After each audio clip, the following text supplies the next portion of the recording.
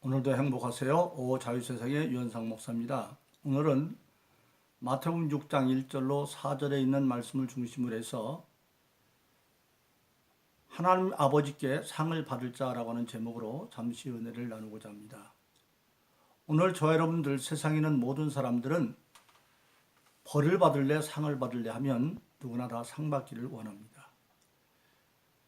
학생들은 학교를 다니면서 학업이 우수하거나 또는 품행이 뛰어나거나 어떤 특기를 통해서 상 받는 것을 좋아하고, 또 직장인은 직장에 다니면서 업무 평가가 잘 평가를 받아서 이제 그 업무 평가에 대해서 좋은 상을 받기를 원하고, 또 공무원이나 모든 국민들은 일정한 일에 대해 업적 평가를 받아서 국가로부터 어떤 포상을 받기를 참으로 원합니다.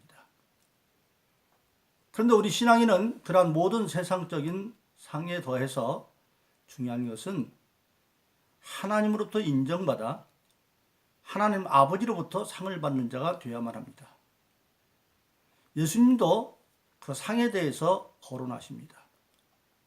마태복음 16장에서 신앙 고백하는 제자들에게 마지막에 16장 27절에서 인자가 하나님의 영광으로 천사들과 함께 올 때에 각각 행한 대로 갚아줄 것이고, 그리고 고린도전서 3장에서는 각각 행한 대로 자기 상을 받을 것이고, 또 요한계시록에 이르르면 22장 11절에 이르면 이십 말합니까? 내가 속히 올 건데 내게 출상이 많이 있는데 행한 대로 갚아줄 것이다, 그렇게 말씀하고 있습니다. 예수님도 상을 주신다고 말했습니다. 그래서 우리 신앙인들도 이 세상에서 신앙생활을 하는 것들이 하나님으로부터 인정받아서 상 받는다고 하는 것, 그것은 참 복된 일이라고 할 수가 있습니다. 그런데 오늘 예수님께서 마태복음 6장 1절로 4절에 보면 하나님 앞에 상을 받기 위한 기본 자세가 어디에 있느냐? 어떤 신앙의 행위를 할 때에 사람에게 보이려고 가식적으로 하면 안 된다는 겁니다. 그러면 상을 못 받는다. 실질적으로 그 당시 바리새인과 서기관들은 자기들의 선행의 목적이 어디에 있었느냐?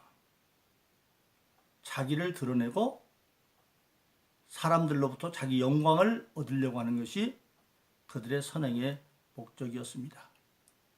그래서 그것을 가리켜서 예수님은 바리새인과 서기관들의 사람에게 잘 보이려고 하는, 사람에게 자기를 드러내고 그리고 자기 영광을 얻으려고 하는 모든 선행의 목적이 거기에 있었기 때문에 그들을 의식하는 자다, 겉으로 꾸미는 자다, 그렇게 책망하고 있는 것입니다.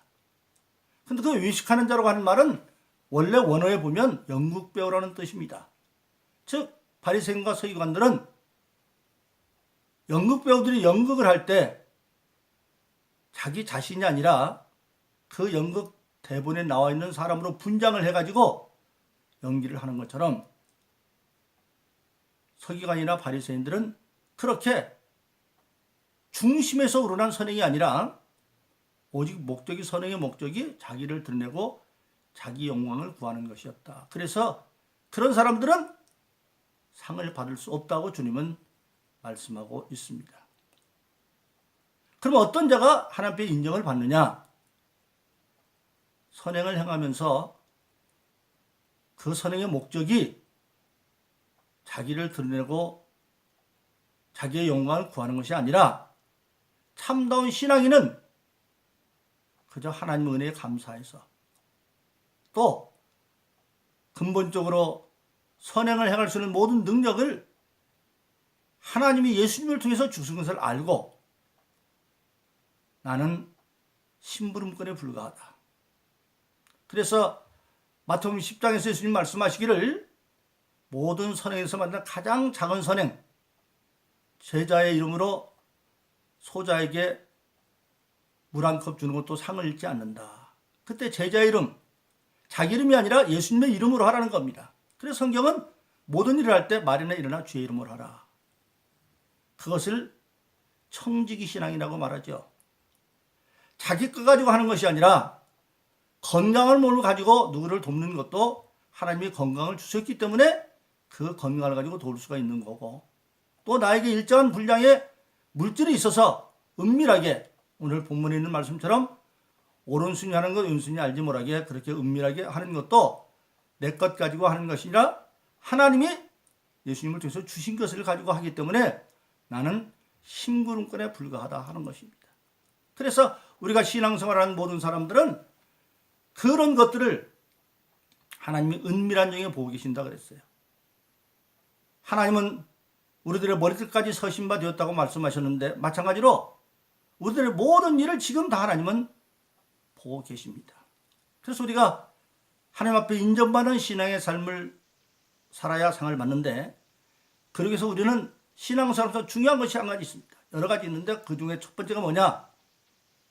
신앙생활은 다수결이나 물량주의가 아니라고 하는 사실입니다. 오늘날 우리가 사는 세상은 민주주의 시대라고 그래서 다수결의 원칙이 모든 걸 결정하고 있습니다만은, 그러나 다수결이 반드시 옳은 건 아닙니다. 가장 최선의 방법이라고 생각하고 있는 거지 그것이 절대적인 방법은 아닙니다. 그 비유가 성경에 보면 양 99마리 비유잖아요. 어떤 목자가 양 100마리를 데리고 가는데 99마리는 잘 따라오는데 한 마리가 뒤쳐졌어요. 그러면 99마리를 모져 놓고 한 마리 양을 찾아오러 간다 그랬어요. 오늘 현실적으로 그것을 이해해 보면 100사람이 있는데 99사람이 찬성하고 잘 따라오는데 한 사람이 아니에요. 그러면 99% 지지를 얻었으니까 한 사람 무시해 둘 것 같죠. 그런데 성경은 그렇게 생각 안 해요. 왜? 한 영혼이 천하보다 귀하기 때문에 하나조차도 포기할 수 없기 때문에 99을 기다리게 만들고 하나를 찾으러 가는 것. 그것이 바로 하나님이 인정하는 것은 다수결만은 아니다. 또 물량주의가 아니죠. 오늘 우리가 사는 사회는 자본주의라, 돈이 세상을 지배하는 세상. 그래서 자본주의. 그러나 우리는 자본주의가 아니죠.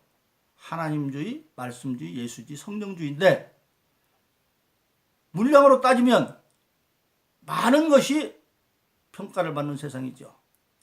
그런데 예수님께서 제자들과 함께 성전에 앉아서 연복교 옆에 앉아서 헌금하는 걸 보면서 헌금 교육을 시키죠.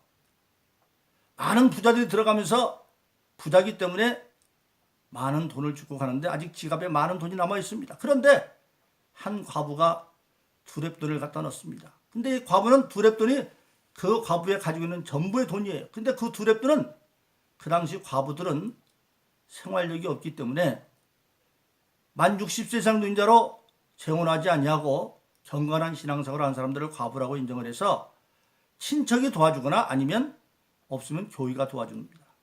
두렙돈은 그 당시 유대는 하루에 2때 먹는데 간단하게 2때 먹을 수 있는 식사값이 두렙돈이에요.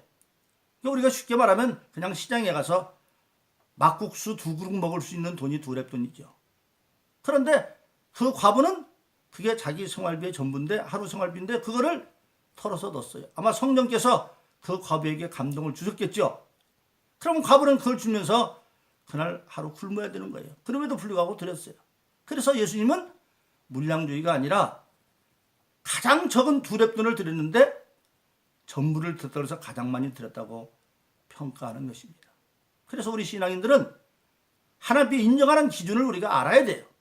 그래서 우리가 지금 살고 있는 다수결이나 물량주의에 사로잡혀 신앙생활을 하는 게 아니라 하나님이 인정하는 중심으로 또 우리는 신앙생활을 해야 되고, 또 우리는 때로 살다 보면 일반적으로는 세상의 합리적인 것이나 또는 조금 전에 말한 다수결의 의견이 일상의 결정상이 될 수가 있죠. 그러나 우리 신앙인은 때로 그런 걸 초월해서 하나님께서 깨닫게 해주시면 그것을 초월하는 어떤 믿음의 권고를 해야 된다. 우리가 사도행전 27장에 보면 바울이 죄인 아닌 죄인으로 로마를 갈 때에 배 타고 갑니다. 그런데 그 배를 총치하는 게 율리오라는 백부장인데 그 배가 나세아 성 옆에 미양에 도달했을 때에 바울이 금식을 기도하다가 그 배가 더 갔다가는 큰 풍랑을 만나서 배가 난파당해서 배에 있는 모든 이제 재물도 다 버려야 되고 사람의 생명까지 위태로운 것을 알게 되어집니다. 그래서 바울이 율리오한테 권합니다. 더 이상 배 띄우지 말고 이곳에서 겨울을 나고 봄이 되면 갔으면 좋겠습니다.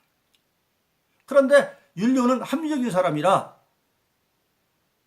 바울은 바다나 배에 대해서 전문가는 아니니까 먼저 합리적으로 그 배 선장과 선주를 불러다 놓고 의견을 물었더니 선주와 선장이 괜찮습니다. 가도 됩니다. 그렇게 말하는 거예요.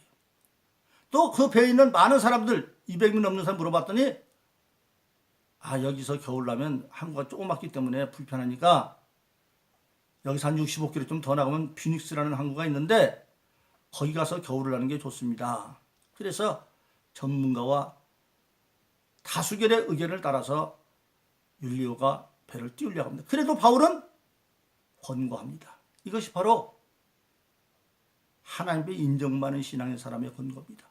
세상적으로 합리적이고 옳은 것 같지만 하나님께서 우리에게 계시하시면 그것을 우선적으로 말하는. 그래서 나중에 율리오는 바울의 권면을 무시하고 배를 띄웠다가 처음에는 남풍 불고 잘 가니까 내가 판단 잘했다 그랬죠. 그러나 얼마 못 가서 바울의 말처럼 유라고라는 광풍을 만나서 바울의 말대로 배에 있는 모든 짐을 다 버리고 배의 기구를 버리고 정말 깜깜한 밤에 이제 살 소망이 없어질 그때에 바울이 율리오에게 말합니다. 내가 권고하는 말을 들었다면 좋을 뻔했는데 즉 뭐냐?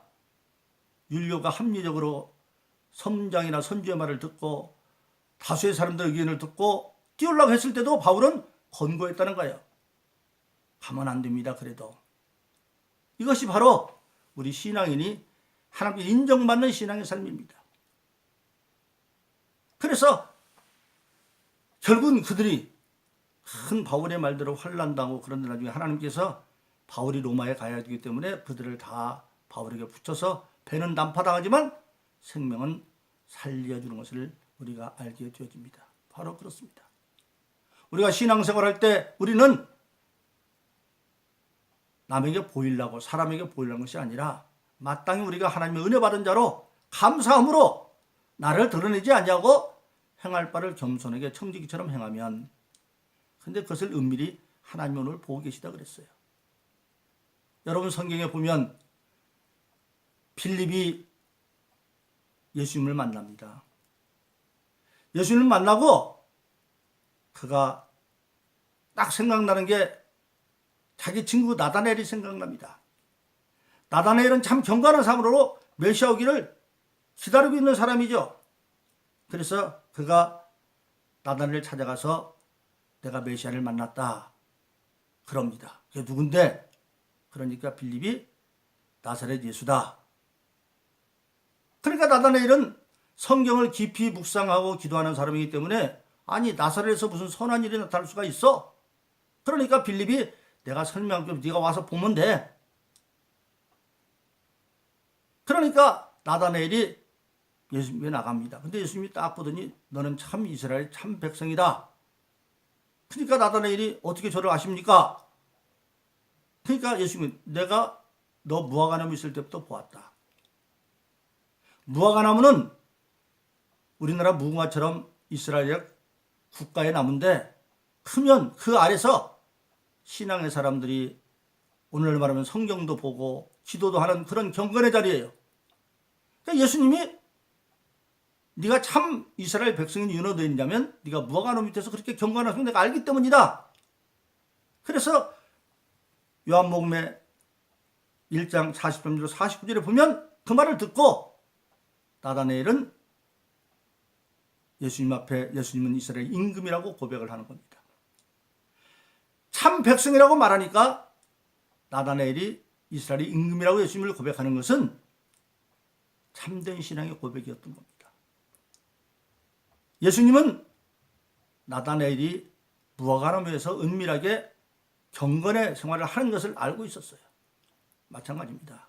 오늘 저와 여러분들이 신앙생활할 때 하나님 우리를 매일매일 작은 일이든 큰 일이든 다 지금 보고 계시는 은밀한 가운데 우리를 신앙을 평가하고 있습니다.